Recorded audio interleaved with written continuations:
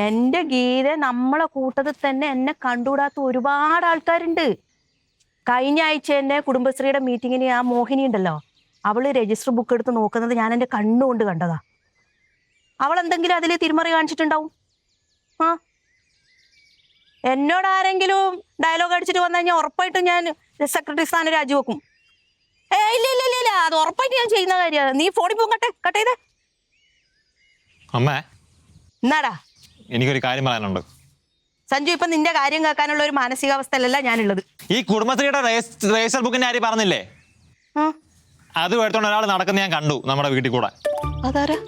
അത് അപ്പച്ചി ഇല്ലേ, അപ്പച്ചി ഇതുമായിട്ട് നടക്കുന്ന ഞാൻ കണ്ടു. പക്ഷേ ഇനി അത് സേഫ് ആയിട്ട് വെക്കാൻ വേണ്ടി വല്ല എടുത്തയാണോ എന്ന് എനിക്ക് അറിയത്തില്ല കേട്ടോ. എന്തിനാ? എന്റെ കുടുംബശ്രീയിലെ രജിസ്റ്റർ ബുക്ക് സേഫായി വെക്കാൻ വേണ്ടി എനിക്കറിയില്ലേ, പിന്നെ അവളെന്തിനാ എടുത്തു വെക്കുന്നത്? അല്ല അല്ല പിന്നെ അമ്മ ഇനി ഫോണിൽ പറഞ്ഞ പോലെ അപ്പച്ചി എന്താ വല്ല തിരുമുറയും കാണിക്കാൻ വേണ്ടി അപ്പച്ചി അങ്ങനെയൊക്കെ ചെയ്യോ? അവളെ അത് ചെയ്യുള്ളൂ മോനെ.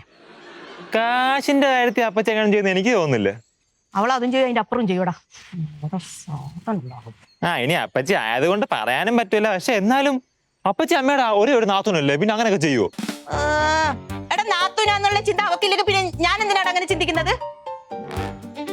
ഞാൻ നമുക്ക് വെച്ചിട്ടുണ്ട്.